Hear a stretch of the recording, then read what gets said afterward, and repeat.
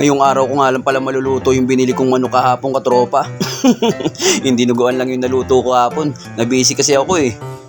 Bali fried chicken nga pala yung gagawin kong luto dito, katropa. Iwa-iwain ko to ng maliliit kasi ang hirap makaluto sa super galan. Ang hina ng apoy. Para mabilis maluto. Siyempre, pagka masarap na fried chicken, crispy fry dapat ang gamitin mo, katropa. Garlic flavor nga pala yung napili ko. Pero meron pang isa niyang katropa, yung kulay pula, yung original flavor niya. Tapos lalagyan natin ng maraming paminta, katropa, para mas maanghang. Tapos imemekos-mekos na natin yung katropa. Huwag yun ako ibas, katropa, nakinamay ko ha. Hindi naman pambenta yan eh, ako naman kakain yan eh. Nagpainit na agad ako ng mantika sa kawali, katropa. Chinek ko na kung mainit na ba, kung 30 degrees Fahrenheit na ba yung init niya. Kailangan kasi yung katropa para hindi manikit yung harina. Kaya ayan, katropa, luto na agad. Ang totoo niyan kasi, katropa, gutom na ako niyan.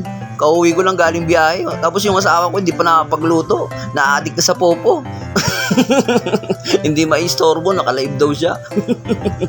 Eh wala naman akong magawa, hindi ko naman masita. Kasi sabi niya, ako nga nakapag-payout na rito sa Popo eh. Ikaw nga, tagal-tagal mo na nagpo-post niya sa FB, hindi ka pa nakakasahod.